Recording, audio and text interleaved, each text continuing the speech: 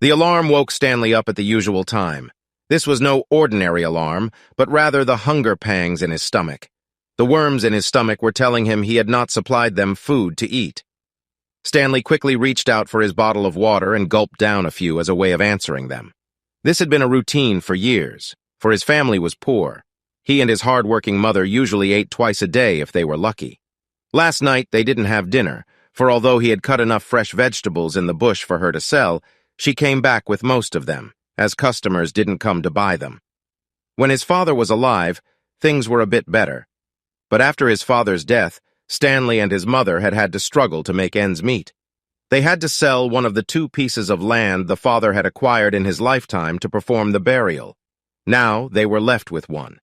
But even that one would fetch at most $700,000. But yet selling it would mean selling their crown jewel, the only patrimony he could hand over if he eventually got married and had an offspring. If. Thinking of this sorry situation, Stanley knew this could not go on. He had been brilliant in school and had been taught that people needed to eat a balanced diet of 3 meals a day to guarantee optimum health. He now had a BSc, but no job. He had been a good athlete in school and usually won the 100 meters races. People predicted he would make a great athlete, but how could he pursue such energy-intensive career with a hungry stomach? This cannot go on, he told himself for the umpteenth time. But what to do? What to do?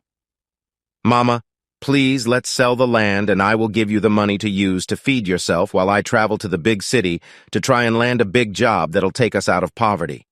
The business we have been doing is no longer able to prevent hunger from consuming us. His mom was initially against selling the land because to them, it represented the family's link to the past, her late husband, and link to the future, her expected grandchildren.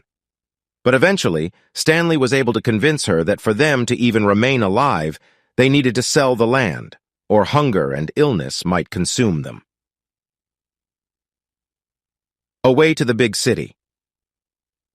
Stanley traveled to the big city with little or nothing after giving his mom most of the money from the sale of the land for her to feed with.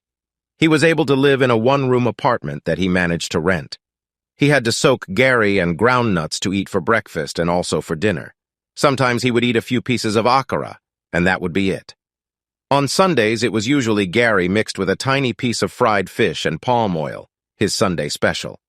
Almost immediately he arrived the big city, Stanley had started looking for work. After 2 months of frantically searching for work, he was forced to face the realization that work was also scarce in the big city due to the recession. One day, just as he was eating the last piece of akara balls he had bought at the end of a hard day's search for work, Stanley chanced to see a vacancy notice on the newspaper used to wrap the akara balls he had bought. He managed to borrow transport money from a neighbor. He picked out his best attire, a white shirt and blue trouser. He did some research, and then he felt he was ready. This might be the big break I've been searching for, he said to himself. Will Stanley get the job? Or would he be faced with yet another huge disappointment? Watch out for Part 2. This story is culled from short stories by Prince Charles Ofakaya.